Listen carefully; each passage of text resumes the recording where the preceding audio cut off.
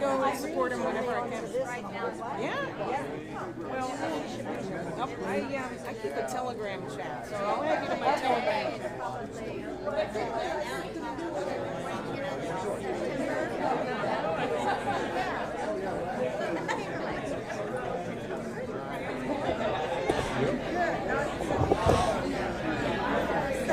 Yeah, but it's starting now. You can't stand with the governor standing. What's wrong with you?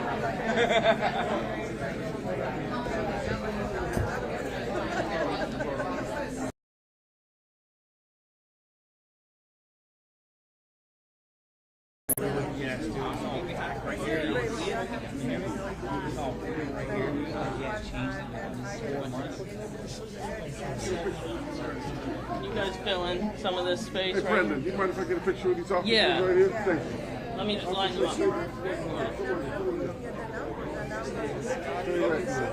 Gosh. Way to go. I think Swisher should be in the middle.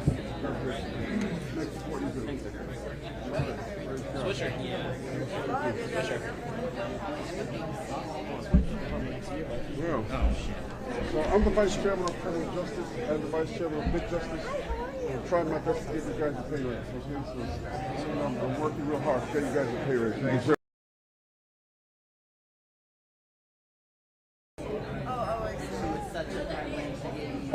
All right. We're going to work for you.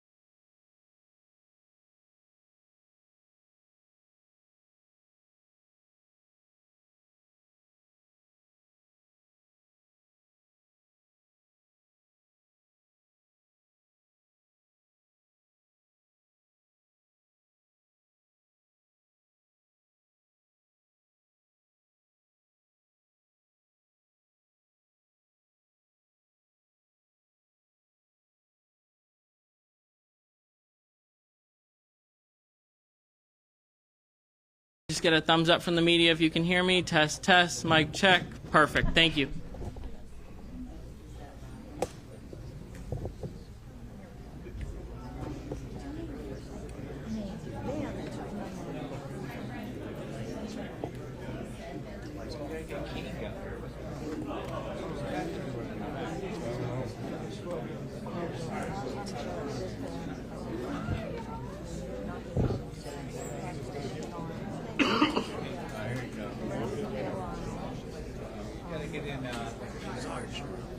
Tuck in here, Cap. That's my phone on the trash can.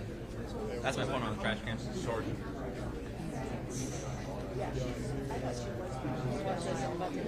I'm kidding. Good morning, everyone. If I can have you take your seats, we just want to make sure everybody's seated and ready for the event to get started. So if everyone over here standing, if you can come and fill in any empty seats, that'd be amazing. Thank you.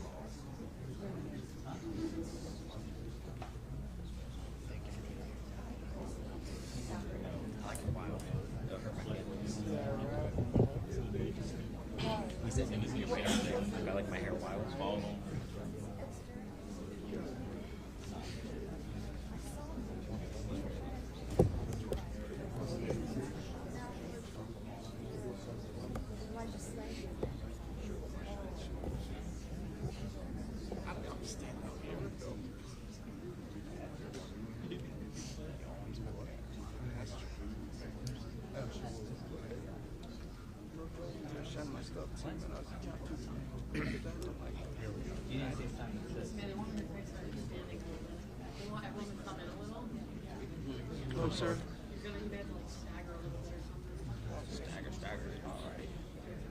Tell us which way to go. About all I got. 2 inches. Can move the podium forward. Yeah. Oh, it's saved. Okay. No, because the camera. I don't want to push it over.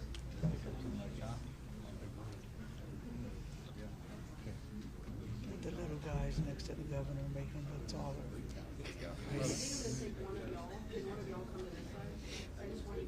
Yeah, it's too black on the side.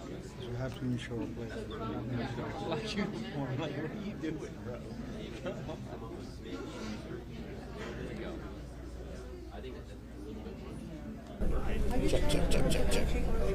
Check.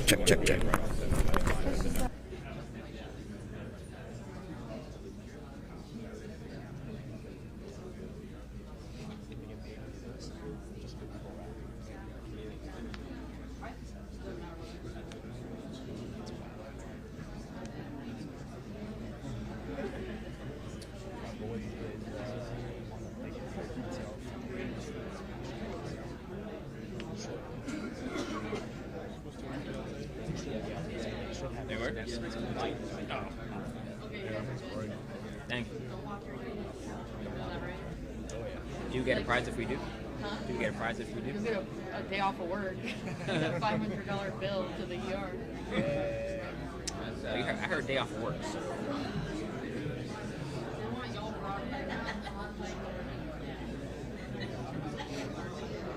Paid or unpaid? Like, I may have to have it all staggered or something. Like, can we scoot? Is there?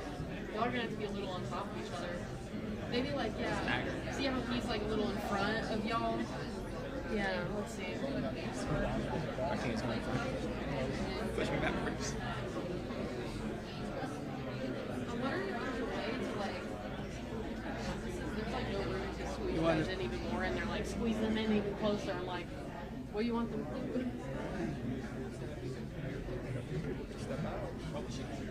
Yeah, people step out. Maybe How if you close? like the way that you're, can y'all, scoot in, like almost like the way y'all are kind of. 3/4. Yeah, like that. Okay. Just kind of canted. Yes. Can Tuck it y'all- in, man. Yeah. That? Good? Yeah, that's better. Okay. I want some of that 500. And then just everyone's, I'm sorry, just scoot in on the sides a little more. My boss I can specifically step- said you want me to step in a yeah, little that's bit? even better. Can you scoot in a little more? Y'all scoot in just a hair even more. Sorry, I know it's like, you're getting a little lost back there though. Okay, you scoot back a little. Yeah, let's see. Can you see it? I don't. I'll go in the back there.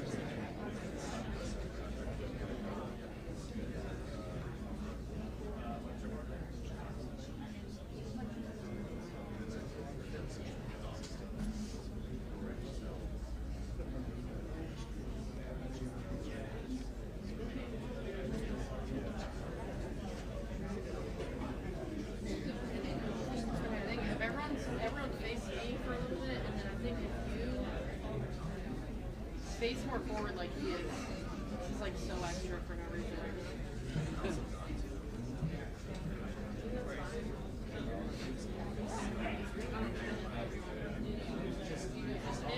You want to say something? I think you're probably fine now. 10. Just so you know, I'm not being psycho one. It's the person that hates me. Gotta make us TikTok material. We understand. Camera material. Camera material. I don't even have TikTok. Do you have TikTok? I was Yeah. gonna say, even like the adults have TikTok. I'm like the kid that's Without supposed to have TikTok, I don't yeah. have any social. Oh. It's very free. Yeah. Okay, you guys look great. Hang in there.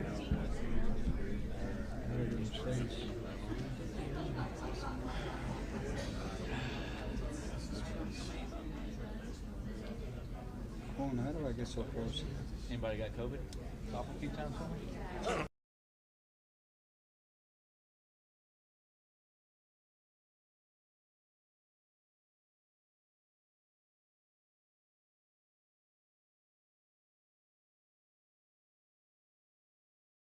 Yeah. As a captain, right? Yeah, she has been for a couple weeks now. Oh,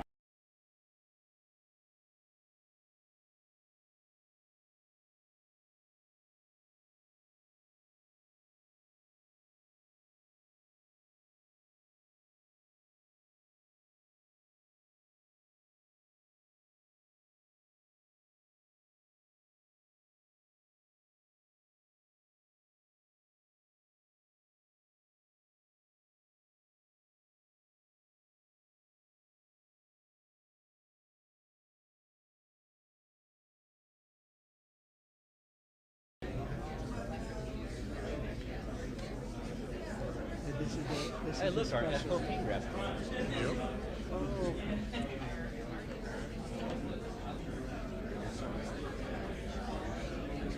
Dude, it is fine. oh, I know. Well, I'm gonna get a little closer.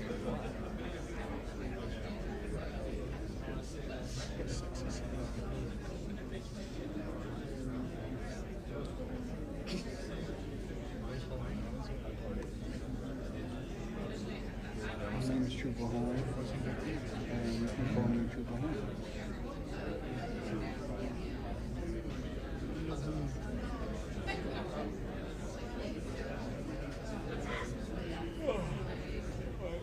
I'm so glad we got to stand up here so early, guys. Yeah. Hey, Briox, we need some gold up here, man. Come on, right in the middle. We need you to stand right there in the middle. We need some brass. We need some brass support. I will be standing right in that seat.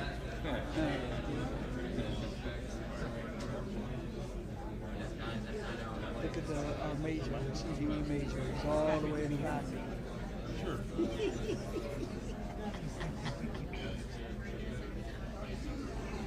need to get the sheriff and our CDE major up here together.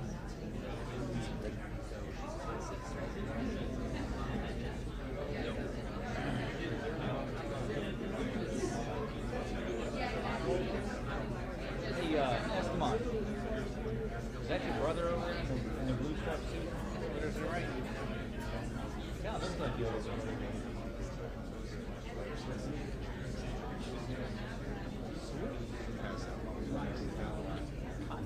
Mike is not here, please. So I can say what I want then.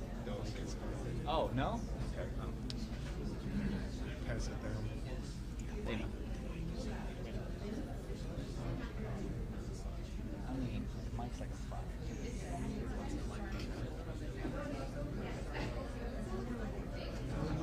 Years ago in the 90s, Georgia State Police was the one to be feared. They would say, oh, when you go from Florida to Georgia, you better slow down, you better watch it. Those are Georgia State Troopers that get you. Now it's the other way around. They talk about when you go to Florida, you gotta watch the troopers, they'll get you. They fear us now. Because they know we run a business.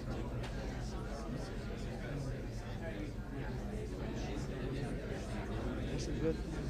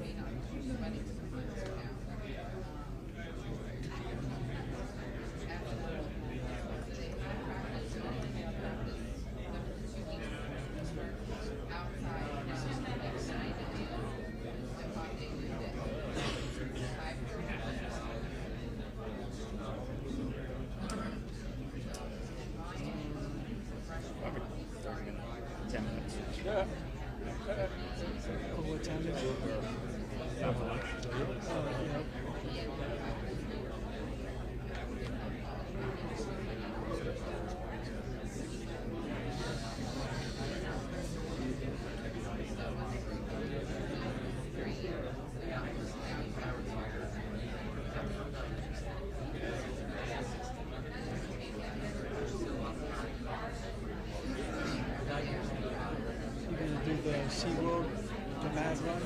Oh, yeah. Yeah. I'm going to sign up today. I didn't get no invitation. Oh, I'll send it to you. At 3 did one. Huh? Oh, it's every year, October, right? Yeah. Okay, I'll They- sign up. If you sign up before tonight, you get the discount. You guys still want to go to Moses? Yeah. What's your ID number again? 1396. 1396. They said they can hear everything that y'all say. I don't mind.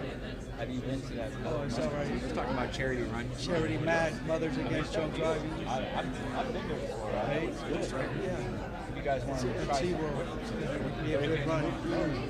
I did last year. Yeah, I did it with you. Me and you. They cut it short last year. I grabbed a slice. They cut it short in 3 pounds. It was like 2.5. Yeah. And you got White House. Yeah, they did. I was able to make it.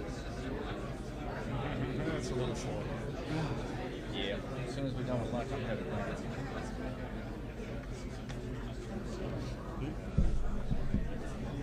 Everyone understood? Yeah. Phone's on the trash can. My phone's on the trash can. On the trash can. Can you put it on the airplane mode? Because it'll ring. I'll put in your desk. Then I'll get you.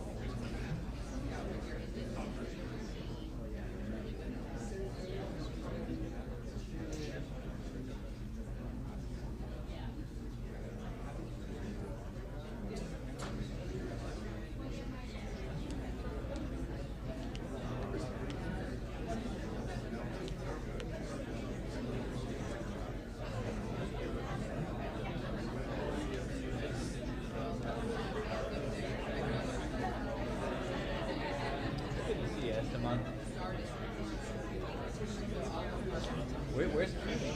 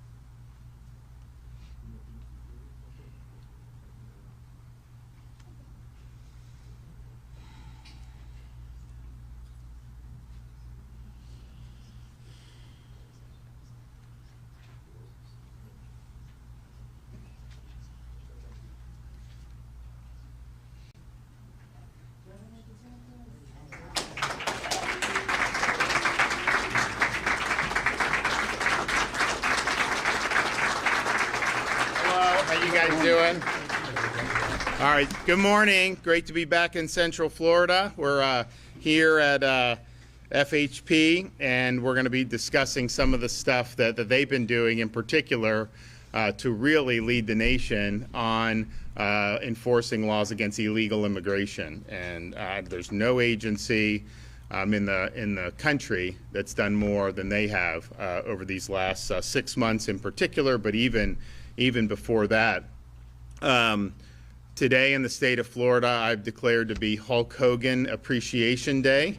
And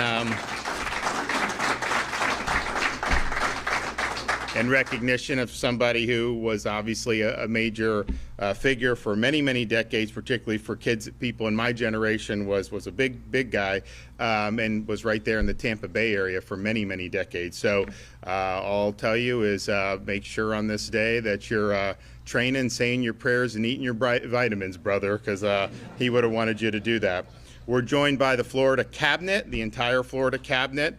Attorney General James Uthmeier, Chief Financial Officer Blaise Ingoglia, and Florida Agriculture Commissioner Wilton Simpson. And I want to thank them for being here and what they're doing. And they've all been very helpful on Florida's nation-leading efforts to combat illegal immigration. And Blaise is just now a Chief Financial Officer within the last couple of weeks, but as a state Florida Senator, he was leading the charge on your behalf to do what the voters wanted us to do, which is to take care of this problem and not pass the buck anymore. So, and he just got into office. He's leading our DOJ audits of local governments, including Orange County, as well as Gainesville, Broward, Manatee. There's a bunch that are in the hopper, and I think it's really, really important to be doing those. You know, Florida, we have the second lowest amount of spending per capita of any state in the country. We've more than tripled our rainy day fund. We've actually maxed out our rainy day fund. I'm not constitutionally allowed to put any more into the rainy day fund because we've maxed it out. We've also been able to, at the end of this fiscal year, we will have retired close to 50% of Florida's debt. Over its 180-year history, we'll have paid down 50% just since the time I was governor. But yet, you know, we're still doing DOJ stuff on our own state agencies and particularly our state universities. And I think that's really important. You can always do better, but clearly a lot of taxpayers have seen property taxes. They're paying more in property taxes than they ever have. And so where's that money going? You know, we hear certain things, but then we see other things. So that's going to be really, really good. So thank you for doing that, Blaise. I know it's an important mission.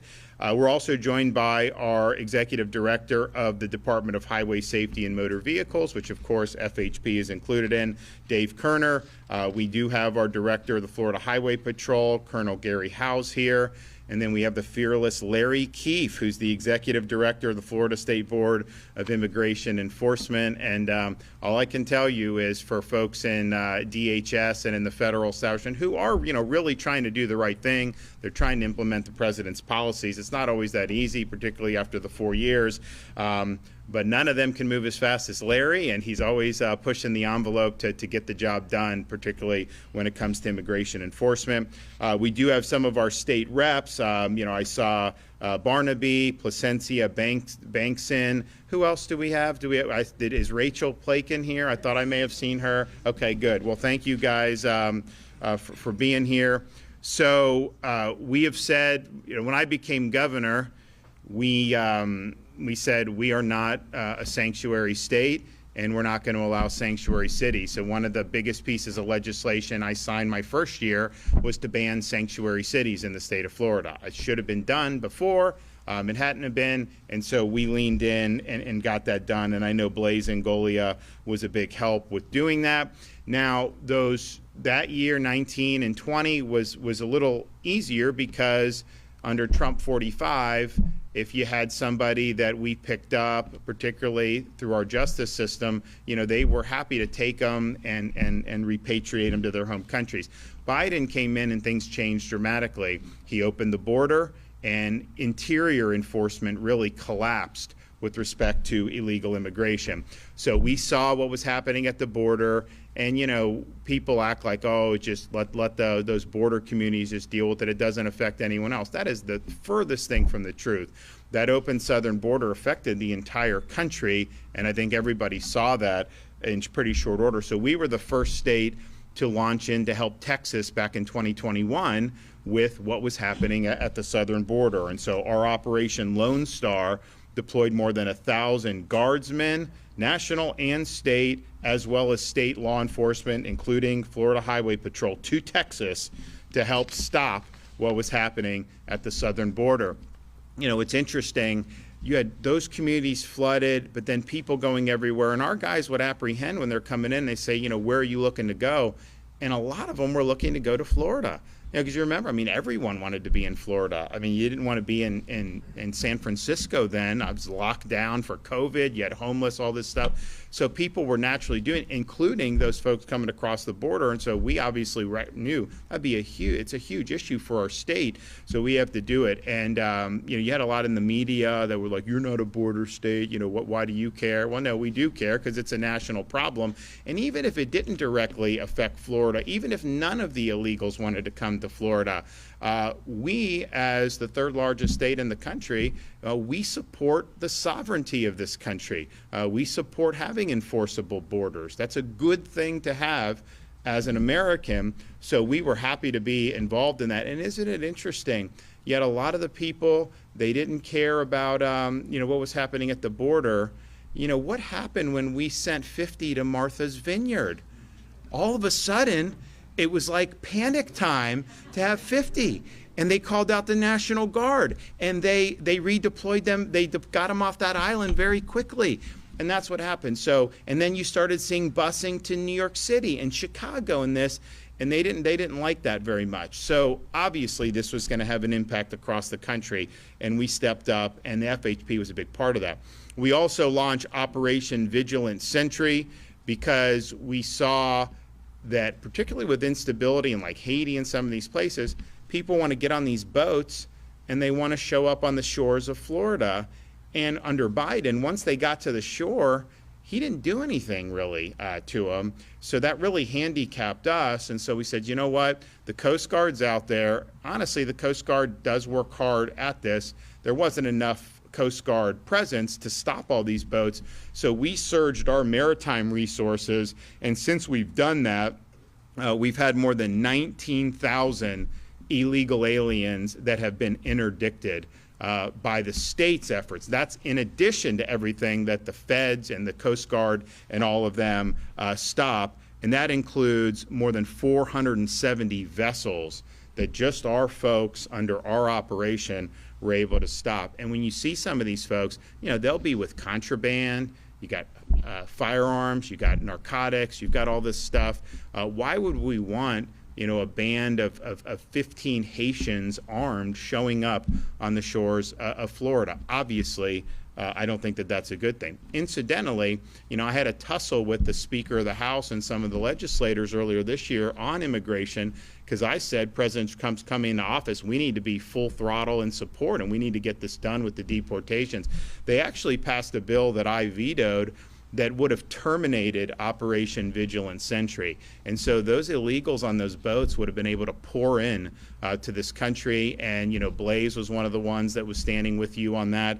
But I vetoed that legislation. And the legislation we eventually got in was able to supplement what we were already doing, which I think is really, really significant. But just keep in mind, all this was done under a state of emergency for immigration, similar to what President Trump has done federally. And if you terminate that and you take the power away from the governor to be able to do any immigration enforcement, you have no maritime interdictions. Obviously, the southern border, that's not an issue anymore because that's been taken care of, I think, very well. But all the stuff we're doing interior, above and beyond what we would do just in the normal course of law enforcement, requires that authority.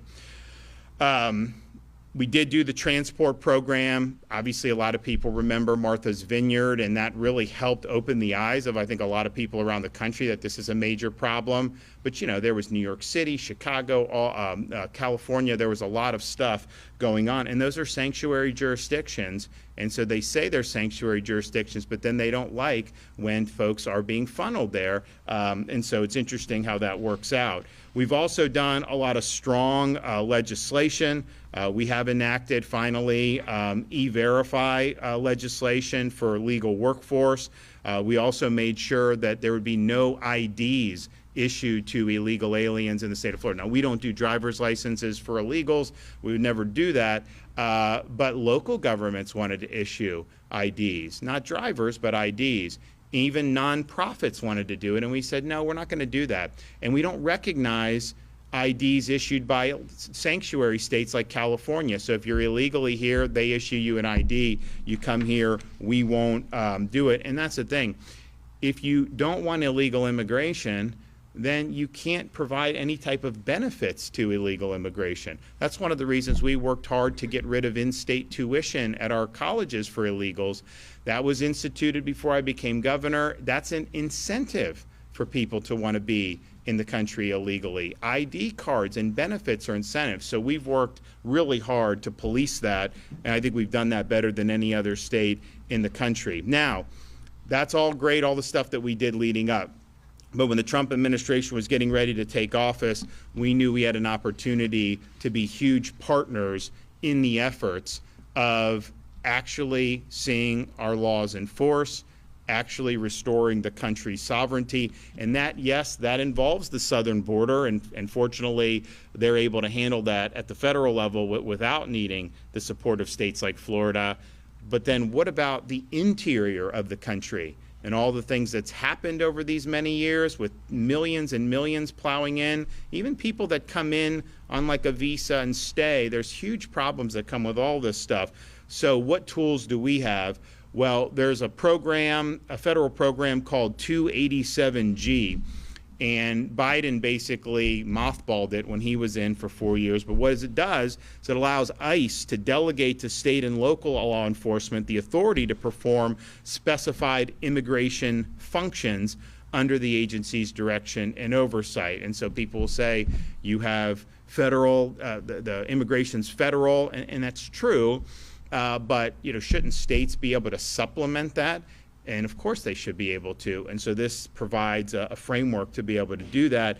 So ICE operations can partner with our state and local agencies to identify and remove both criminal aliens and run-of-the-mill illegal aliens that are in our communities. So to date, more than 1,800 Florida Highway Patrol troopers have completed their 287G training and have received their credentials. We have more than 100 FHP troopers that have been sworn in as Deputy U.S. Marshals, which gives them the ability to execute federal search warrants on the worst of the worst in terms of illegals that are in our state. We also have active 287G agreements with the Florida Department of Law Enforcement, Fish and Wildlife, and the Florida State Guard, and we've even expanded into some of our regulatory spaces. Now, because of the legislation I signed earlier this year, we required participation of all local and state agencies. State agencies is easy because I will just tell them, hey, you got to do it, let's do it, and they were eager to do it. Mark Glass at FDLE, Dave Kerner, they were ready, willing, and able to do it. Didn't have to twist their arm. That wouldn't have been true with every local, municipal, or county law enforcement agency. That's just the fact. They are all have a duty under the law to participate, and that means all 67 counties have signed agreements through their sheriff's department with the 287G program, and many, many municipalities have done the same. It's interesting with FHP and kind of all they've done. They were doing a lot with the border. They were doing a lot to help mitigate the damage Biden was doing here interior. But with Biden, you could have illegal alien get in a car accident, and if ICE wouldn't accept, then there was nothing they can do on the immigration front because they didn't have the authority to act on their own. Now they're able to do that, and they can work seamlessly with the federal government. So it's really, really positive to have that type of relationship. But because they're doing all this, and really in many respects are the tip of the sphere, I called for a big pay increase for FHP this year in the budget, and we had to fight for that, but we were able to deliver the largest pay increase in the agency's history in the budget I signed at the end of June. So I was happy to be able to do that. I think, one, and we want to do that to be able to retain good people, but we also want to recognize that there's great duties that are being exercised here that are above and beyond what would traditionally be called for in those circumstances.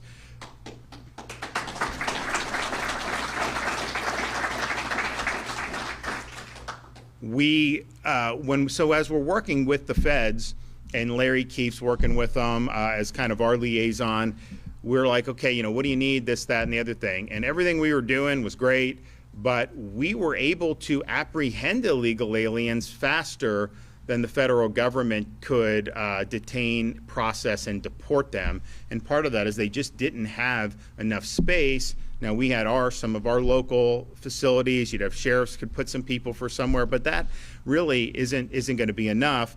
And so we sprung into action to help with that detention, processing, and deportation part of this, which is at the tail end of when somebody would initially be identified and be apprehended. And so we were able to, federal government asked us to be a part of this.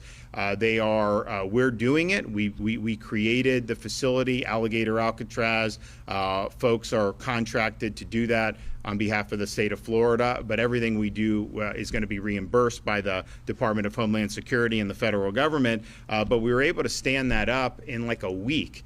And you now have a situation where you have thousands of folks that can be there for processing and ultimately for removal. And there's this massive airstrip. I don't know, it was built many decades ago, but massive airstrip. They've built, all this stuff. It's all temporary, but they've built it. So you literally could have people, you drive them 2,000 feet, they get on a plane, and then they're gone. So thus far, we've had over 600 that have been deported from Alligator Alcatraz by ICE, and that cadence is starting to rapidly increase. And that's what I've told people. It's like, our interest is to facilitate the removal of illegal aliens. It's not to just, what New York was doing, they were just putting them up in these luxury hotels at your expense. Like, I have no desire to do that. Our detention and processing is all leading into the removal. And so that cadence is important. The more that's there, the more we'll be able to send, or DHS can send. And I've said we're even willing to expand that footprint if we need it, to Camp Blanding in Northeast Florida, and maybe even some others. But that's ramping up. I think it's doing good, but we want to see even more into the future. So the need, as I said, was simply because FHP is out there and they're able to interact and they're able to apprehend very quickly and very efficiently. You think about the roadways that are out there. We want safe roadways. We want safe streets. The reality is some of these people that are coming here illegally, they are not trained to drive the way we would do to get a license. They're not licensed drivers in the state of Florida, and you do see a lot of really tragic situations. And we have a state rep in the Florida House of Representatives, Cayenne Michael in Northeast Florida. Her son was killed by an illegal alien driver. And it's just thinking to yourself, it's like, why? This person shouldn't have even been on the streets. It had no right to be driving a car here, and yet they're out there, and now all of a sudden she lost her son. So the number of angel moms that I've met over the years whose son or daughter was killed by an illegal alien driver, it's pretty significant. And it's so unnecessary and so avoidable. So FHP, I guarantee you, with the apprehensions they've already done, I guarantee you they've saved many lives. Because if they weren't out there doing that, it was just a matter of time before you would see, maybe traffic, maybe otherwise, you absolutely would have seen lives taken had they not gotten these folks off the street. So far, FHP alone has apprehended, just since we started doing the 287G, they've apprehended almost 3,000 illegal aliens that were then later taken for immigration processing by the Department of Homeland Security. Over 500 of them already had an existing criminal record.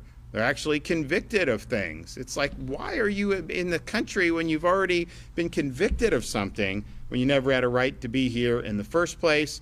Our state troopers have stopped vehicles with illegal aliens that were possessing weapons, fentanyl, as well as large sums of cash, which, you know, having large sums of cash in and of itself, you know, a crime, and good on you if you're able to do that. But when I see it with fentanyl and I see it with narcotics, I think, okay, I know where that money's coming from, right? I mean, it's not like you're just out there working as an accountant 9 to 5. So they've uncovered human smuggling operations that are working deep within our state. Just in the past month, FHP has arrested a member of Tren de Aragua gang, which is a Venezuelan gang designated as a foreign terrorist group right here in Orange County, who had an extensive criminal history and an existing warrant. Up in North Florida in Wakulla County, FHP arrested an illegal alien who is a member of MS-13 gang. In Broward County, they arrested an illegal who's a member of the 18th Street gang from Guatemala, who had 2 prior removals from the United States. I mean, what are we even doing, letting people come in multiple times like that? In Osceola County, they arrested an illegal alien who struck and killed a pedestrian and then fled the scene. Palm Beach County, they arrested an illegal wanted for murder in Guatemala. And in Hernando County, they arrested an illegal who was trafficking 30 pounds of marijuana. Those are just some examples from just the last month of what FHP's been doing. They've also assisted federal partners at Homeland Security and ICE with more than 470 joint operations leading to the arrest of illegal aliens. In April, many of you remember, Florida conducted a statewide operation, Operation Tidal Wave, in conjunction with our federal partners, and that led to the arrest of over 1,100 criminal illegal aliens in 1 week.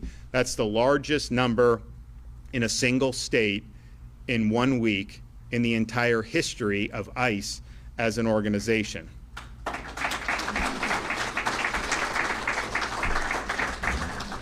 And of those, almost 2/3 had existing criminal records.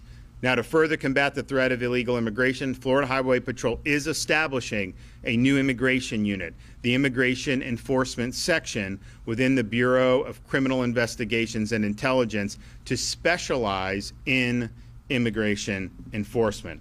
This team of mission-dedicated troopers will work in close contact with local, state, and federal law enforcement partners to identify, locate, and apprehend criminal aliens across the state. We're proud of the great work that FHP is doing. I want to thank Director Dave Kerner for leading the charge. There's no other state in the country that can match our efforts. In fact, there's no other state that is even in the ballpark of our efforts. And you remember when the president came down to South Florida to tour the Alligator facility, he said, and his key people like Stephen Miller said, we need other states to be doing this. You're eligible to have it reimbursed by the federal government, so it isn't like it's going to be a cost on your budget ultimately. It's just the front. And I haven't seen anything else being stood up anywhere around the country. I haven't seen the type of numbers where our folks are intricately involved. And then, of course, the maritime has gotten better because the Coast Guard has more resources dedicated to policing this since President Trump took office, but we're still helping there. Our footprint isn't as big as it was under Biden because, quite frankly, the threats aren't as great as they were under Biden. But we're still engaged in that, and we're still making arrests with that. So this has been, I don't think you've seen any state in the country work more closely with these federal agencies to fulfill a very key mission, a mandate from the American people after the 2024 election to get this job done. So we're showing that it can be done. There's a lot more that's going to happen. I mean, I know that they're going to really do more to stand up the agency a lot better than it had been under Biden. I know they're going to provide more resources for their ability to hold and process and deport folks, and hopefully without even needing it. And people will ask me like, well, you know, why are you involved in this? I'm involved in it because we have to be involved in it. I'm involved in it because if we're not involved in it, it's not going to get done right now. Maybe we'll reach a point as ICE continues to build up where they're going to be able to handle, where all we'll have to do is just let them know, hey, you know, hi, we got a guy, they take him, and then we're not involved anymore, that we don't have to have any type of processing or detention that the state's involved with. I'd be happy with that if that were the case, but that's not where we're at now. So we can sit on our hands and watch the problems not get solved, or we can be part of the solution and help lead the efforts among the states to get the job done. We would not be able to do that without the great work of FHP. I'm glad that we were able to deliver a pay increase. Honestly, it wasn't as much as they deserved, and it wasn't as much as I asked for. So I know we're going to have budget season again next year, and just you can write this down. I am going to be seeking additional pay increase for Florida Highway Patrol. So God bless their efforts, and thanks everybody. Okay, Attorney General.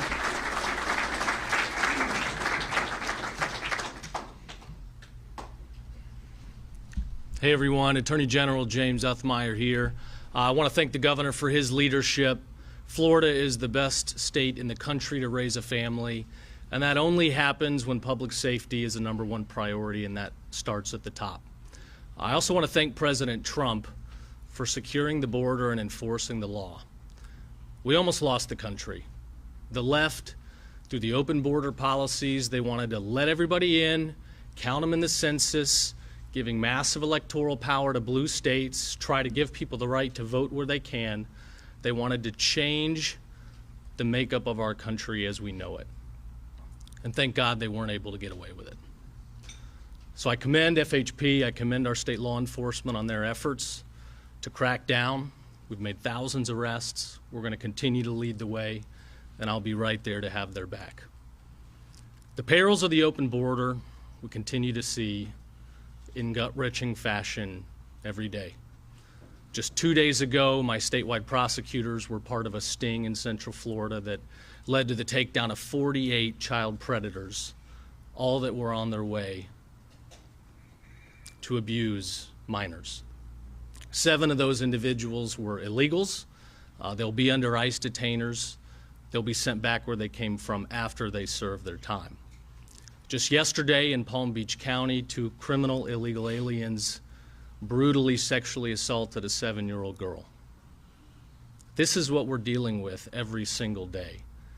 These are the very real perils of the open border policies.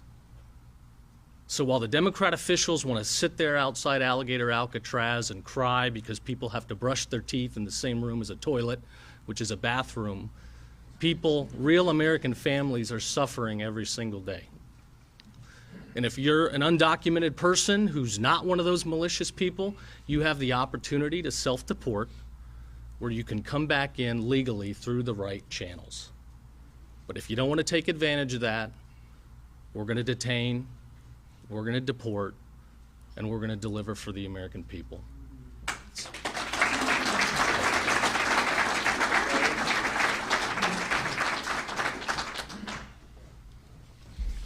Thank you, everyone, for being here. Before we start, I want to personally thank every member of the law enforcement who is here today, from the sheriff to the troopers behind me. Thank you for everything that you guys do.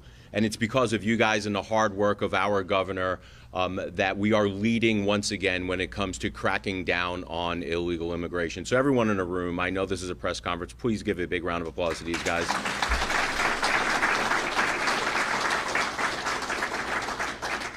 Want to personally thank this governor for leading on this issue when at some points it wasn't popular, but this governor does not back away from any fight, and neither does our President Donald Trump. I want to thank him for closing the border because, quite frankly, there have been way too many Democrats and Republicans over the years that have not taken the responsibility that they should have to make sure that we crack down on illegal immigration and then fix the broken legal system. We are finally getting to the point where we are being serious and we are creating deterrence so people do not come over our southern border bringing crime, bringing drugs, effectuating human trafficking. That crap has got to stop, and I thank you all for being part of that.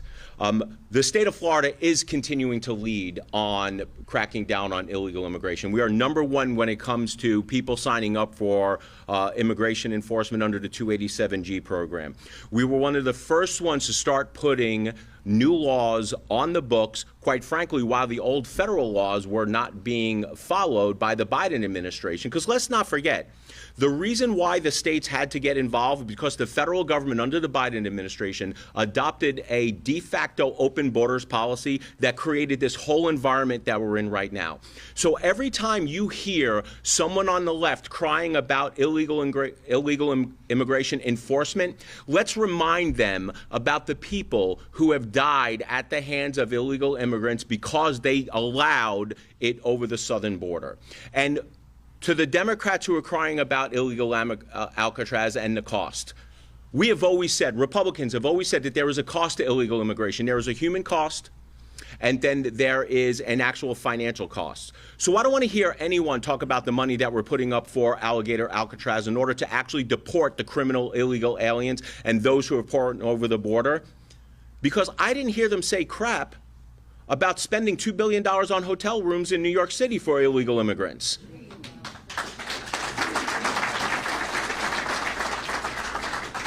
The American people were clear during this last election.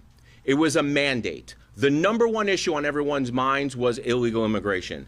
President Trump understood that, and he is fixing the problem at the southern border. This governor understood that, and he is doing everything that he possibly can to help President Trump. The biggest thing that we can do is create deterrence to make sure that illegal immigrants don't come here. I mean, if you think about what California was doing, California was allowing them, free school, which is federal, I get it. It's free school, free food, food stamps. Heck, they were allowing them to have trans surgeries under the state dime, and they were allowing them to vote in some of these municipalities. Those deterrents that have to stop. So every time when you hear this governor and the legislature who's been doing some good work on this create laws, we are creating the deterrents. And there's no bigger deterrent than these guys behind me. That if they know if they're going to be in our communities, ravaging on communities, committing crimes, they're going to wind up back in their home country through Alligator Alcatraz. Guys, I thank you for everything that you do, and it is a pleasure being here today cracking down on this stuff.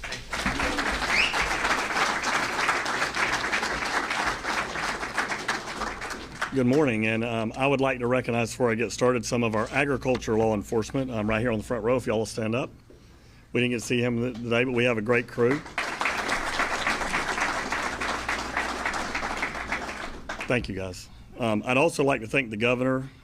Florida has been blessed for the last 6 years. I served from 2012 to 22 in the Senate, and Florida's been blessed to have this governor. And we're blessed to have your leadership, not only in law enforcement, governor, or illegal immigration or safety issues, but Florida has led this nation in many areas. And of course, that's well documented, whether it's COVID or many issues we've had to deal with in the last 6 years. Ag Law is very proud to be a part of the national security team and the Florida security team that protects us. All of our officers at Ag Law are 287G certified. Under leadership of Colonel Adams, we have intercepted illegals, sex offenders, drug traffickers, and recovered over 200 stolen semi-trailers in just the last few years.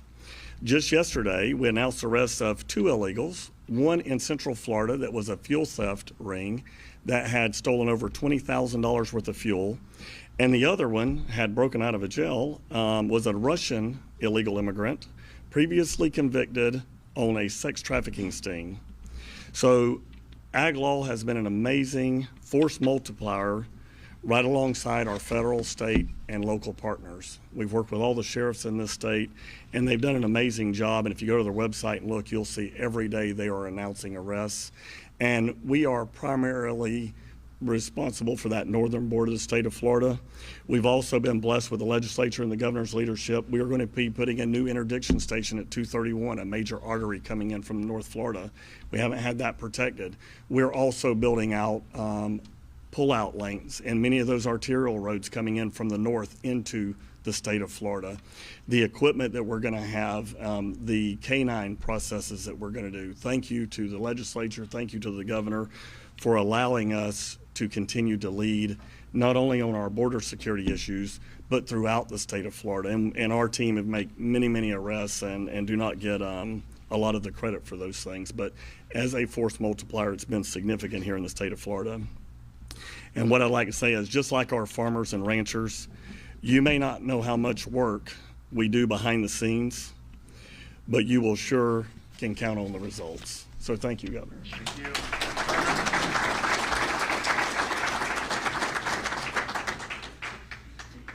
Governor, members of the Cabinet, my name is Dave Kerner. I have the honor and privilege of serving as the Executive Director of the Department of Highway Safety and Motor Vehicles.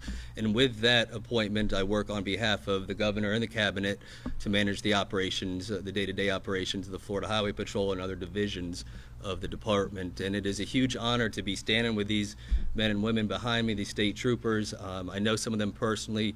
I don't know all 2,000 personally, but I know them to be just outstanding, motivated, incredibly hardworking, diligent law enforcement officers. And for me, it has been a blessing of a lifetime to watch this agency get the full value and the full potential under Governor DeSantis' leadership.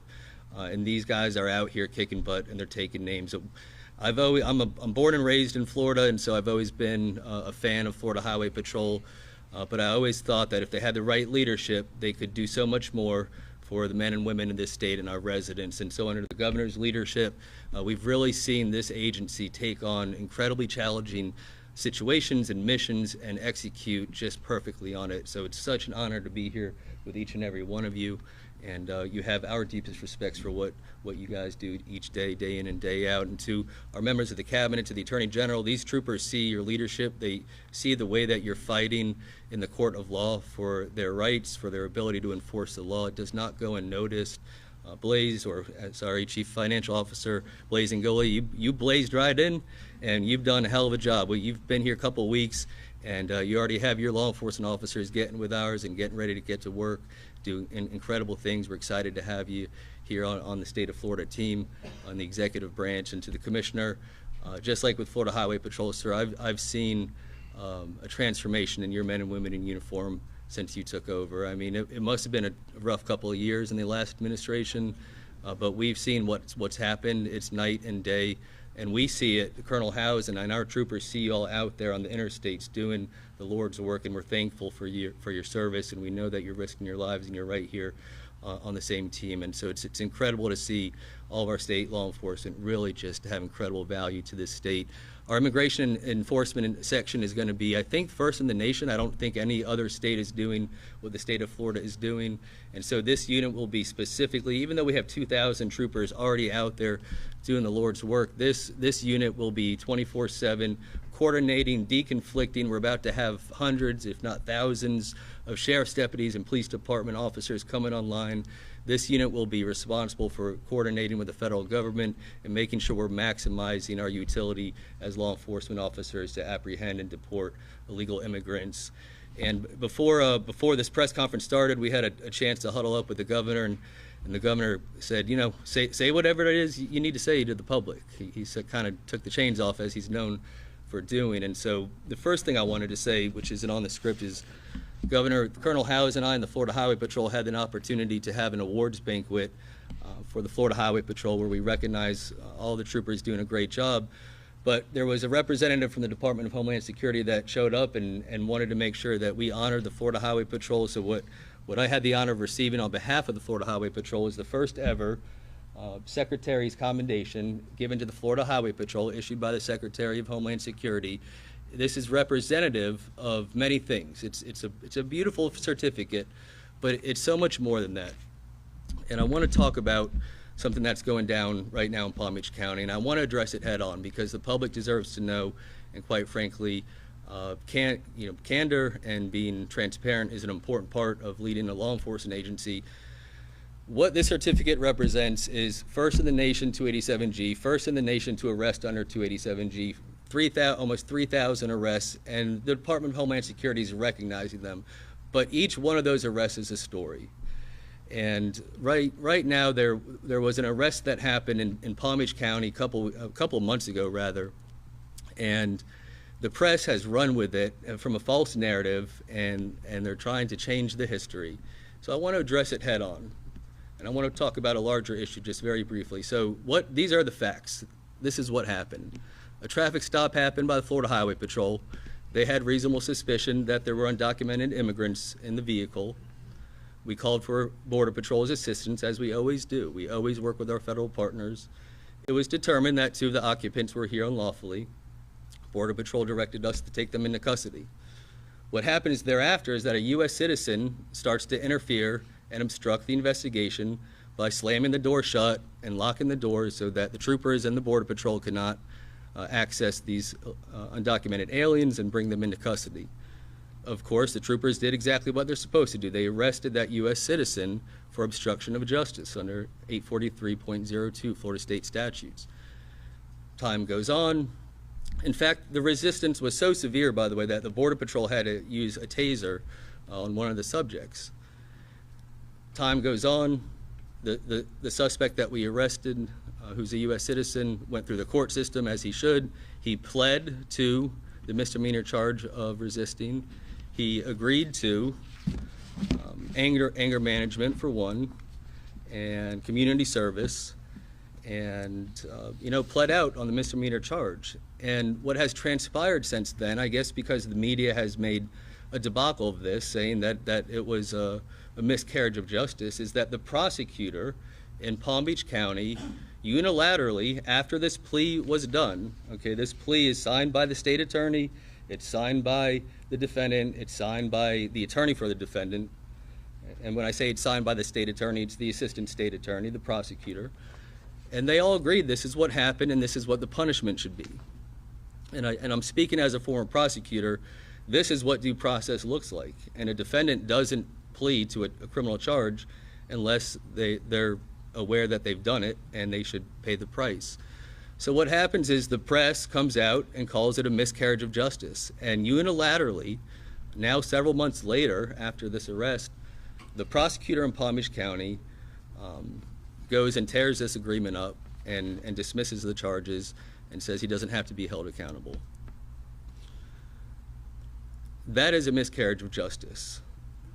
What this represents to me is an experience that I had recently in Tampa, where one of our sergeant troopers was doing the Lord's work. I was actually out on that operation. He pulled a vehicle over, and 12 illegal immigrants fled across I-4, and he went and chased them and had to jump over a wall and ended up demolishing his leg. And he's gone through 3 surgeries already, and he's out of work. He's obviously on leave.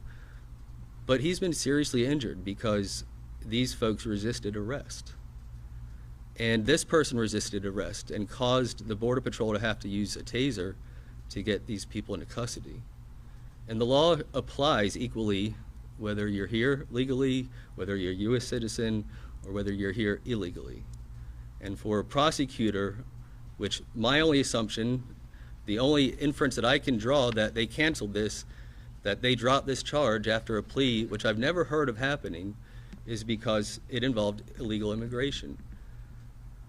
And I hear politicians say just the craziest things about what happened and how we can do better as a country. No, the prosecutor can do better. The prosecutor cannot encourage people resisting arrest. These men and women have a right to conduct their investigations in a peaceful environment. And when people obstruct or interfere with that process, it's not just the state troopers and our ag officers and deputy sheriffs that get hurt. Other people get hurt too. And so this is a miscarriage of justice, and I'm delighted to be able to talk about this in front of the governor and our attorney general and our cabinet. And this is happening simultaneously, by the way. I got a call from the chief of police of West Palm Beach, Tony Araujo, And he called me, he said, "Dave, you won't believe what just happened, who we just arrested." It was the 2 illegal immigrants that raped a 7-year-old repeatedly, I think over 12 times, and also mentioned to me that they used a belt to discipline her because she was acting out. And so I think in the state of Florida, the governor's made it pretty clear that this is a law and order state.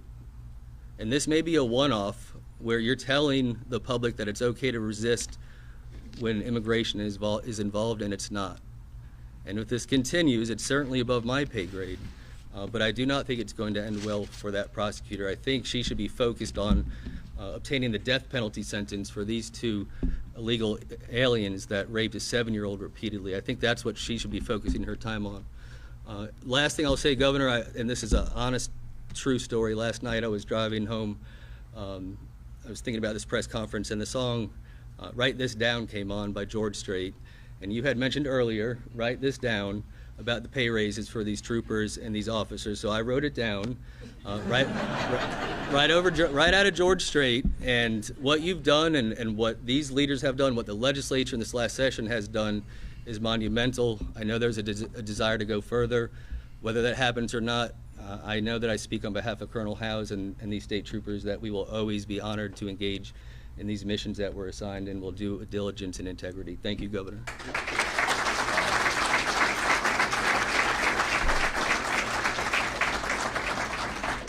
So, I did say write this down on the pay increases, and we did deliver. We'll do more next year. But you're also going to have an opportunity, in keeping with the George Strait theme, with respect to property tax, if you want to vote yourself relief on November 2026 ballot, you'll be able to check yes or no. It'll be up to you. So next.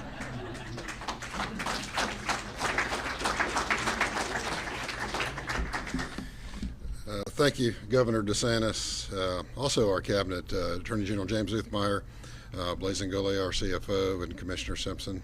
Thank you for being here. Thank you for your support of Florida law enforcement. It's unprecedented, I think, in the country. It's why Florida is considered the most law enforcement friendly state. But specifically, Governor DeSantis, thank you for your unwavering support of your Florida Highway Patrol troopers. Thank you. Florida Highway Patrol has remained steadfast in answering the call for the many pressing challenges of illegal immigration. While the governor and others have highlighted many accomplishments Florida has achieved while working as a coordinated team, I want to take a few minutes to give you the perspective of a trooper. The men and women that are truly on the front lines every day engaging illegal immigration on our roadways. Every day, every shift, 24/7. Each day, as a trooper, we put on our uniform, our duty belt, we step away from the comfort of our home and our loved ones, our family, and we step away to confront risks, the risks in the service to protect Floridians. But not just Floridians. We also have an estimated 143 million annually legal visitors to Florida. To note, Florida is one of the most sought out places to go, not just in the country, but in the world. And these men and women are out making sure our roads are as safe as they can be as they all travel here. Our troopers train months and months and then continue training throughout their career, preparing for unpredictable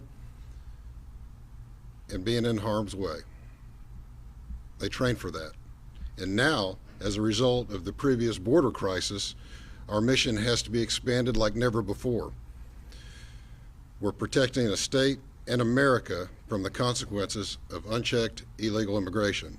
Our troopers are not just tasked with policy changes and enforcement, they face head-on the very real threat of public safety as a result of illegal immigration associated with the criminality associated with everything that comes with it, which has been noted earlier.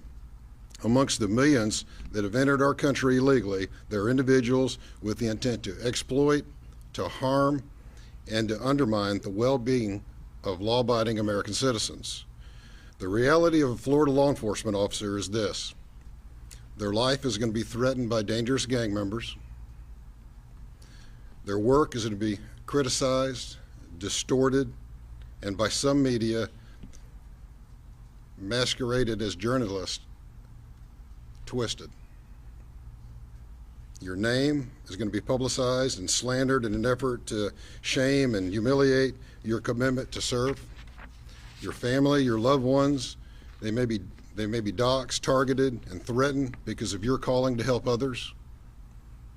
We've had to adopt and be proficient with new systems, new reporting requirements, and new operational expectations. Yet, our public safety mission remains. We embrace the reality that the majority of American citizens, and especially Floridians, they count on us to fulfill our duty. Florida law enforcement must do all of this on top of our core mission responsibilities, such as engaging and stopping reckless criminals, threatening innocent motorists, running up and down our highways, pursuing those fleeing from justice, executing state and federal warrants, and responding to the always evolving disturbances of the day that impede the welfare and the safety of innocent others. This is what the Florida Highway Patrol does every day. Not only have we answered the call for our expanding immigration enforcement responsibilities, we will never turn a blind eye to criminals or illegal behavior. And we will continue to meet the public expectation to provide professional and efficient law enforcement services. We're proud of and we're thankful for the trust put into us by our federal law enforcement partners, and remain fully committed to protect them and their families from doxing and criminal harassment. They're more than just partners to us, they're part of us. Florida is a law and order state, and we will not tolerate lawlessness. We will not stand back from our duty. I'd like to provide a message to our troopers here, our troopers that may be listening, and really law enforcement in general. Thank you. Thank you for your selfless service to our state and our nation. You are Florida's finest, and I'm proud to serve as a trooper alongside you. Know that your elected leadership here today, they have your back. They have your back as you carry out your most important mission of our time. So thank you for what you do, and please be safe. Thank you.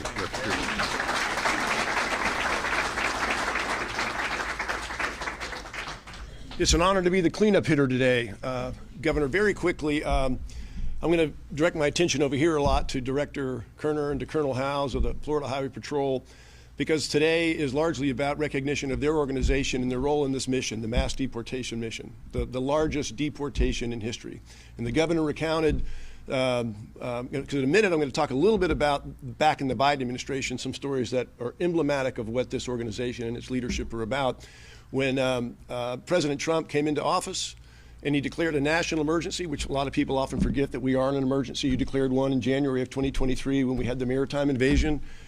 But it's not ordinary time. It's not regular order. President Trump comes into office, declares a national emergency, orders the borders secured to restore our national sovereignty in 7 weeks, done, effectively done in 7 weeks. And then he says engage in the largest mass deportation that's ever occurred in history. And he knew at the time that he did that the federal capabilities, the resources, the material, all the stuff you need to do stuff on a grand scale, they didn't have it. They had to rely on the states. They had to rely on local law enforcement. They had to rely on these force multipliers to make this thing happen. And in a second, I'm going to talk a little bit about what we're doing where and now and your critical role in that process. But let me take you back in time to the Biden administration, where I spent a good amount of time at the border at the direction of the governor, assessing the situation and figuring out what we could do, because we were basically kind of fighting a battle or a war against our own country. Our own country had given up on its sovereignty and opened the borders, and there was no law and order, and all of the badness that accompanies that, drugs, human trafficking, sex trafficking, all that bundle of badness was coming in, and the leadership in this state, that many of whom are sitting right here in front of us, we're going to do whatever we could. We weren't going to say, that's immigration. It's a federal thing. We're going to just take care of business in our state of Florida. We did everything we could. Spent a lot of time out there in the border. The governor sent and arranged to send the Florida National Guard, other state law enforcement agencies to help Texas, to help the border states secure the border, to repel the invasion. So while we're out there, everybody's kind of facing externally or outward. These highway patrol guys are very interested in forming relationships with law and order sheriffs, particularly in these sanctuary states along the southwest border. and they start moving in a few counties talking to these sheriffs that are islands, they're alone, these law and order sheriffs that want to protect the people in their county from this immigration invasion. So in addition to being on the border with the Highway Patrol looking outward, these guys are trying to find a way to help with the problem with the law and order sheriffs inside the country. So they did. They had already developed with the Florida Highway Patrol interdiction methods and techniques here in Florida, because even though they knew when they would catch them and they would call ICE, although ICE badly wanted to arrest them, they had been ordered by the Biden administration to let them go. But they developed the skills, they developed the techniques, they developed the strategies to do that. And then they brought these sheriffs in these blue states, in these sanctuary states, these on their own little islands to Florida to train them, to bring them here. The Florida Sheriffs Association hosted them at their annual convention. And we brought in, and there was national leadership demonstrated where there was none nationally. And Governor DeSantis and you all stepped up and took care of business. And that is where I first had got my eyes on these guys. They have the right mindset. They have the right culture. They don't sit around in offices. They make things happen. Biden administration ends. President Trump comes in. We pick up the story where I was before. Time to step up. First thing I do, second day on the job, I go to Washington to say, the DHS headquarters, ICE headquarters, and I said, I'm here on behalf of you all and you, Governor, because you all in the Florida legislature have determined this is the state's highest priority. We are lockstep with President Trump. You can't do it without us, and we're going to be your best state. And we've got some guys who I took with me up there on my first visit and said, these are the guys that are going to do it. They know how to do it, and they're the ones that know their state like the back of their hand, every road, every nook, every cranny. They're not limited to county jurisdictions like a sheriff is. They are statewide. They go anywhere. They have complete authority, and they have the right mindset. So we came back. We went to work. You all were the first in the country to have the 287G. Your director has badge number 1. He has badge number 1, and his folks for the last 6 months have been on the roads of Florida. They know how to do it. They have the methods. They have the strategies. They have the techniques. They have the tactics. And there's 1,800 or so of them that have been doing this for 6 months. Within the last week, I think the numbers within the last week, we had last week 1,200 sheriff deputies that are now online. We had 650 FDLE agents that are now online. Other state agencies, Commissioner Simpson, your organization is online. And so what you have seen for the last 6 months, that's the best in the country, it's a warm-up. It is just a warm-up. And so now these strike teams that you're talking about with this new unit is going to have on it sheriff deputies that nobody knows their counties like a sheriff. You're going to have other state law enforcement agencies. You're going to have the Highway Patrol folks. Now that the detention capacity, the work that you've done and that you all have done on the detention capacity, we're no longer capped at that, where we're having to modulate and kind of tone down the effort that we're applying. So I think it's going to skyrocket. It's going to take off. Now, whenever I make remarks about what my overall view is of the find, sort, detain, deport process, much of the amazing credit goes to Kevin Guthrie, the Division of Emergency Management, the Florida National Guard, for increasing this detention capacity. That's fundamental, that's key and essential.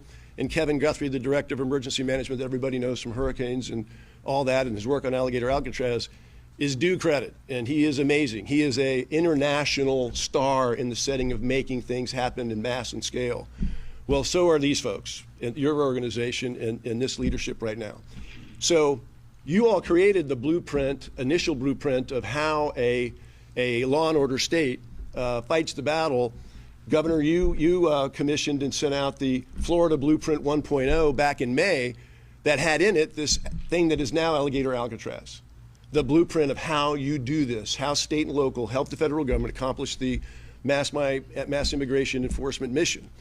So this organization and your organization, we're ready for 2.0. Once you give us the green light, we're ready to talk about 2.0 because the situation is fluid, it's adapted, we've learned lots of lessons, and we are ready to have Blueprint 2.0 of how you do this, how you scale this. And as the president said after 2 weeks ago, Florida, great job, you've crushed it. Now go forth and help us show these other states how to do it.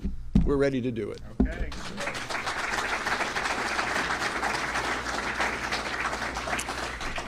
Well, thanks again for everybody that's been involved. I mean, I know we got a lot more work to do, but if you compare Florida to other states in terms of who's taken this really seriously, and not just with rhetoric, but with action.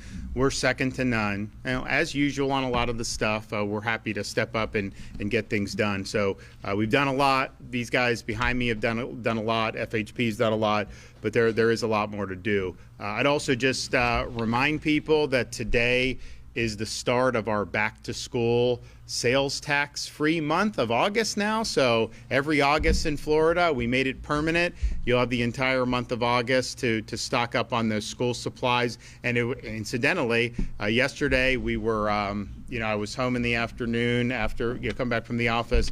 And my wife's like, yeah, I'm gonna go do school shopping. The kids are gonna probably want me to come. I'm like, no, you're not. She's like, what? I'm like, you can't shop for school on July 31st when we have the August 1st. Oh, you're right. And so she's gonna be, we're gonna be doing that in the next few days. But we're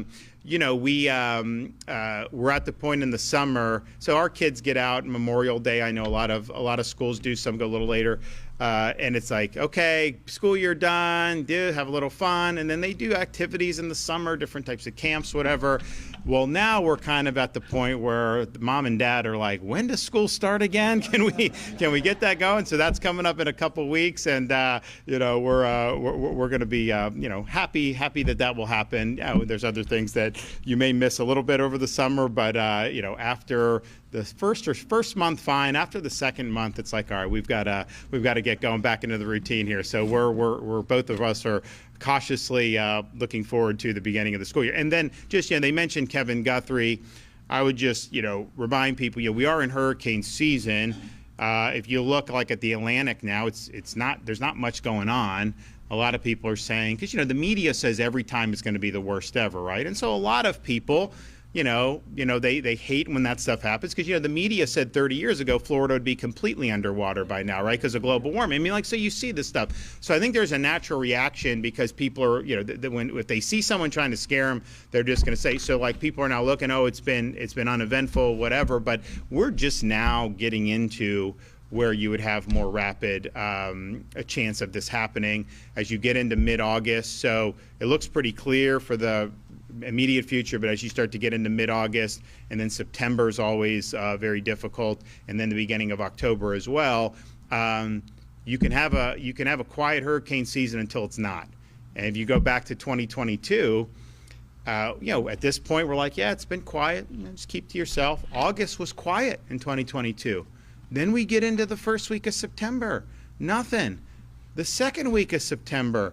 And then people really started chirping, nothing to see. And I knew as soon as that started happening, I just felt like, okay, buckle up. And then sure enough, the end of September, we got Hurricane Ian, which was, one of the biggest hurricanes that we've had in this country in the last 10 years. So we don't know that, and you can have a very modest or even weak overall season, but it only takes one to impact communities. And so, yes, we haven't had much. I know it's been very hot.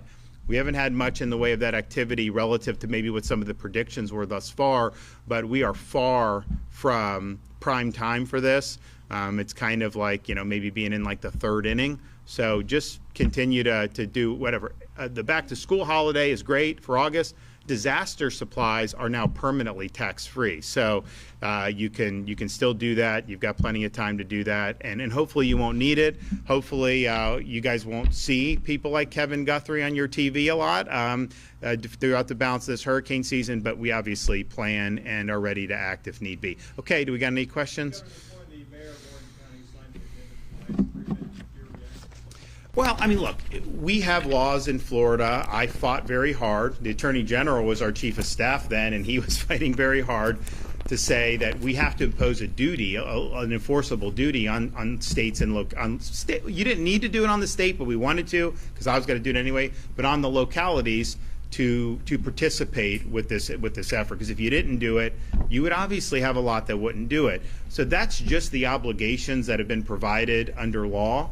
And we expect everybody to fulfill their obligations under law, and both the Florida Constitution provides me, but then that legislation also provided supplemental authority so that the governor can ensure enforcement and that those duties are upheld. And I won't hesitate to do it, but I would just tell people, because I get like not everybody wants to see immigration laws enforced. Not everybody wants to see illegal aliens removed. Most do, and when you see that happen, and then you see less traffic problems, less stress on healthcare and schools, people really are appreciative when that happens. But I know that's not 100%. But the reality is we had that debate in Florida. I had to fight a couple leaders of my own party in the House to get where we are, but we landed it. And now that's the law, and so just follow it, and I think you're going to find that that's going to be the best way forward for everybody. Would you have suspended him if he had not signed it? If you don't meet your obligations under the law, if you don't fulfill the duties that have been imposed upon you, you absolutely will be suspended. Now, I know the Attorney General wrote him a letter, all this stuff. The reality is I just want to get it right. I just want to land the plane right, and so I'm glad it worked out that way. But this is just something that we're watching. And Dave Kerner brought up Palm Beach County state attorney and what may have happened on this thing. I just know we watch those things too. Now, I don't just shoot from the hip. I mean, people build a record, and the people can present a record to me, and I look to make sure that our duties are there, because we know people are going to sue off this and try to drag it up in court. Although we won the suit that we did in Tampa when we had that, and eventually were able to settle that fine. But that's just what happens. So, but on the prosecutors, you have an obligation to uphold the law and enforce the law. And while an individual case, there's judgment calls that can be made, you can't have a policy that has the effect of kneecapping what the people have enacted through the legislature, because that puts the public at risk, and we don't want to see that happen. And I was speaking to the sheriffs the other day. We've seen in like California where you can go in and steal $950, and the threshold is a little higher than that, and they raise this threshold. So you see massive crime wave. You've seen jailbreak legislation in some of these states. Like, none of that is going to work. I've obviously opposed that very strongly in terms of legislative, even though you've had people that have tried to do that in Florida. But you certainly can't do that through the back door. Like, you didn't get the jailbreak legislation passed. You didn't get some of the California-style policies enacted. So you're just going to do it anyways, unilaterally? No, that doesn't work. Governor, can we get your reaction on the ICE recruitment letter for our deputies and police officers that went out?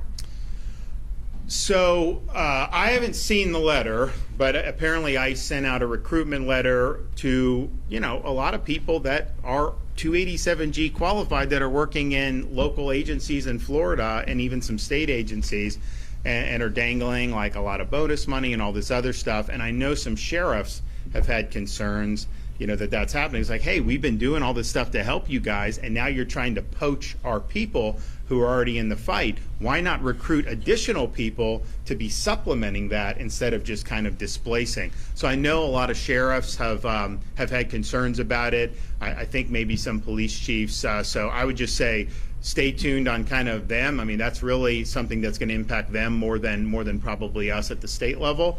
And I know that there's some sheriffs that have some strong feelings about it. Governor, I know you encourage and required sheriffs to sign this 287G agreement and to get these deputies trained to have immigration enforcement authority. Now this is happening. What would you say to those law enforcement leaders that trusted you and the state to sign this agreement, and now they're concerned about their deputies being poached? Well, I think that's the conundrum, right? Because we've gone above and beyond as a state. All these sheriff's departments and many police departments have done these agreements. They have folks that have now been certified or in the process still of doing that. And that's been a huge help to ICE, right? Let's just be clear. That's been a huge benefit to those federal agencies. And so now if you're in a situation where those folks are being poached off of that mission, well, it's like, wait a minute, how is that? Why don't you bring in new people to supplement the mission going forward? So I understand the concern. I mean, 100%. I think we've done the right thing. I think we want to continue doing what we're doing. But, sheriffs losing deputies who are in this fight to just go to wear a different jersey, basically, but still be in the fight, that doesn't necessarily add to what we're doing. It's just moving someone over. And so I think there is frustration from that, and so we'll see. But you're going to continue to hear folks talk about this. I know when that letter hit, I heard a lot of static coming out of our sheriff's departments about that. And I told them, I said, listen, you guys got to defend your agencies and your people. I mean, you say fight for what you think is right. I mean, this isn't my policy. It's coming down from ICE, and so by all means, speak up. Governor, on the back and forth with Orange County for the last week or so, one of the issues that they've brought up is that the transporting costs would be that they would have to pay it. In your view, should counties who participate? So if you look at the Florida, the bill that we got into law, there is money through our immigration folks where they can apply for reimbursement. So you do that likely through the sheriff, right, Larry, with the jail and transportation costs. Yes, sir. They can get it reimbursed. We can issue the grants and do that. So I would just tell them to do it. Yes, when I was doing this, I had pushed back. I mean, obviously the Speaker of the House opposed what I was putting forth. And one of the things people were saying was, well, this is like an unfunded mandate. I was like, no, it's not going to be unfunded. We will have an ability for you to get resources. And so I think the detention, transport, I mean, that's something that would be appropriate to do. And I know we approved the guidelines for the grants to go out. And so I would just encourage to go talk to Larry, apply for that. But we want to get the funding out the door for the localities. I think that's really important. I think that they'll use it well, and it'll enhance the mission. You mentioned that there were other sites that could be opened in addition to Alligator Alcatraz and Camp Blanding as future detention sites. Did you have your ie on anywhere in particular? Well, so Camp Blanding is up in Northeast Florida. It does have an air. It has a runway. I don't know that it would be as equivalent to Alligator Alcatraz because the runway's not as big. You may be able to move people right out of there, but you do have Cecil Field that's very close to that.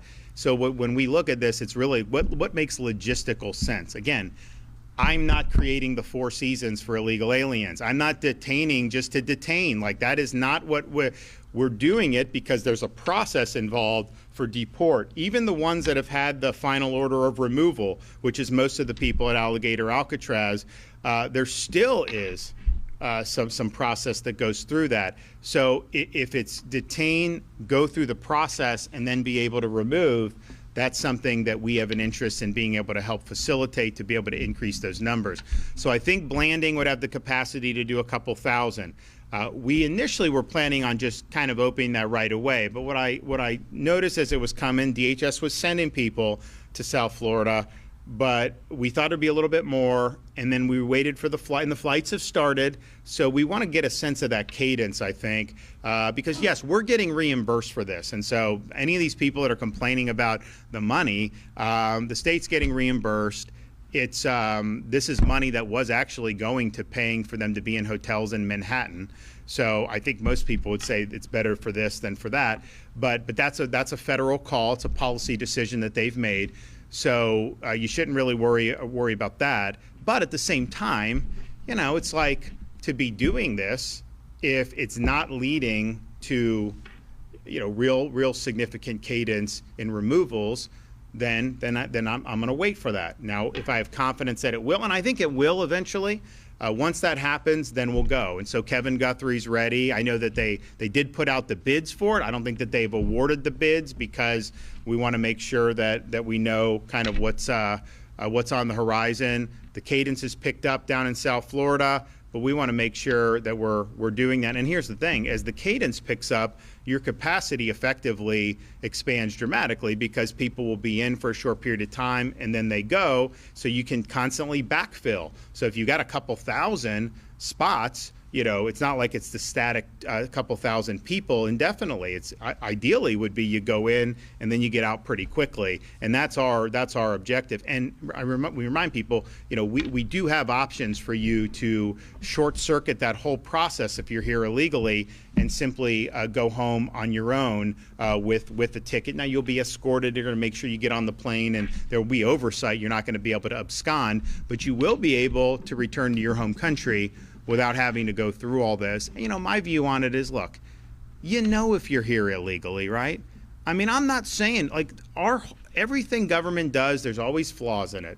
And you can have a flaw here or there. It's possible that government could honestly believe someone committed some crime or is here illegally when it turns out. So that's why you have this process. But the reality is these people by and large are here illegally. There's not really much of a question on that. So if that's the case, you have an opportunity to kind of short circuit that whole process. And I think that that's better. That's one of the reasons you don't hear me. Like a lot of the narratives that get spewed about Alligator Alcatraz, are debunked. Kevin Guthrie will go up and debunk them, and he'll say, this and that. And I can tell you, it's the only place I've seen where the staff eats the exact same food as the people, that are there for detention and processing. That was not true. Like when I was in active duty, I was down at Gitmo. That was not true with Gitmo. It's not true with others, but it is true there. And so, a lot of this stuff is just being put out because they're trying to create narratives just because that's what they want to do. And they do debunk it, but you don't hear me necessarily going out, getting all sore about it, just simply because, those phony narratives, maybe they will have the intent, the effect of deterring people from going there and choosing this option. And if that ends up having that effect, then that's going to save, I think, taxpayers money. I think it'll be more efficient.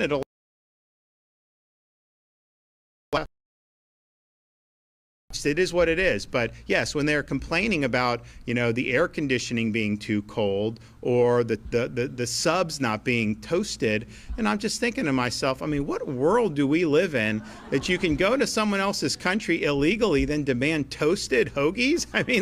It just doesn't work that way. I said last week when out there, one of the most successful franchises, Jimmy John's, they didn't even have toasted until they do have them now. But for a long time, they didn't have any, and they did phenomenal, and they made many hundreds of millions of dollars. It's a very successful company, and my kids do like that. It's interesting, the one thing that my kids will acknowledge is, their dad doesn't steer them wrong on trying new things. I know kind of what they would like, and so they do like that. But they really do like these cheesesteaks at Jersey Mike's, and so it's like that is their thing. And the kids, I can get a big one for all three kids, and they kind of just go on doing it. But just seriously, those are complaints that are being made. So I think a lot of it is transparently political. They're trying to create narratives.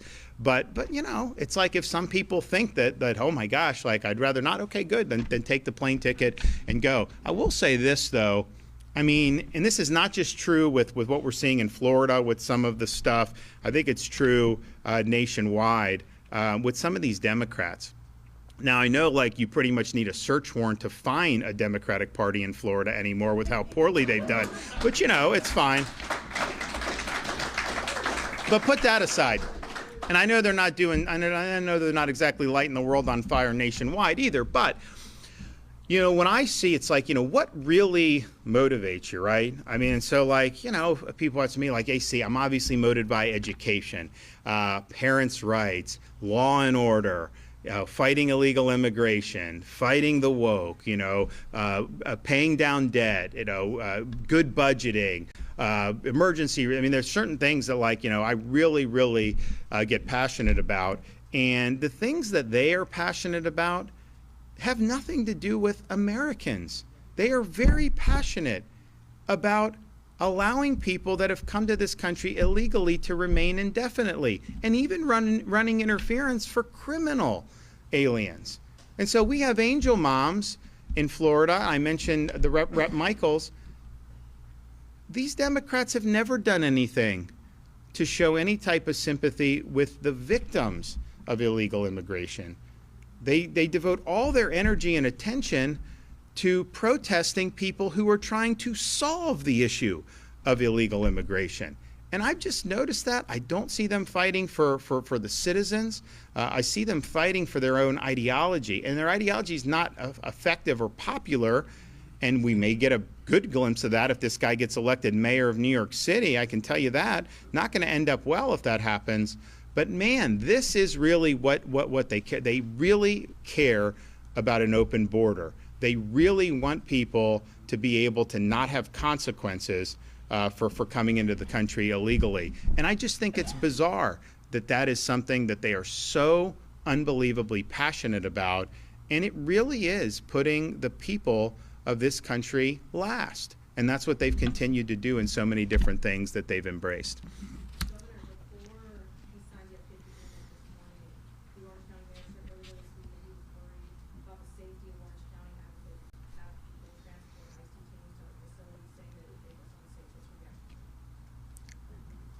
Removing criminal aliens is going to make you more safe. Of course it will. How many times do we want to see examples of illegal aliens released and then they go on to commit additional crimes? Those situations, if you're upset about transporting and you would rather just release, then any crime that happens is on you for doing that. So by getting them in custody, transport to ICE, and then process for removal, you are absolutely saving lives, and you are contributing to public safety. There is just no two ways about it. So releasing people, criminal aliens, does not work. We've seen how that happens in places like Los Angeles. You know, they've released people who had horrible records, who had been deported multiple times. They release them, and then they end up committing some homicide. And it's like, you know, this could have been avoided. So I don't know how you would say that taking criminal aliens off the street is making Orange County less safe. I think it makes it a lot more safe. And I think that that's what people, you know, here deserve. They deserve safe communities. You know, it's obviously a place that that still attracts folks, not just for tourists, but also for some of the businesses. There's a lot of great things that are underway here in Central Florida. I mean, it seems to me, I mean, I think Epic Universe has been a big hit. I mean, I know I was impressed with what I saw. So, you know, there's a lot of good stuff, but you need public safety. And if you don't have public safety, you know, none of this is going to work. So yes, relieving criminal aliens off the street is good policy. It is required policy in the state of Florida, probably more importantly than that. And we absolutely anticipate everybody that's going to be on the team to be able to ensure the rule of law. And you know, the thing is people always have opportunities to talk to their reps to try to change different types of legislation if you don't like what the state's doing. Now, you're not going to get anywhere with me, but you can always try that. That's the way the system works. But we've done it the right way.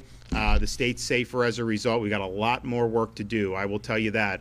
But I really thank everybody who's been part of this. They know that we've got their back. We are going to come back for more pay increases next year. We were happy with what we did, but we know we could have done more. You know, we had to fight. I mean, there was attempts to not only not do the pay increases by Florida Highway Patrol,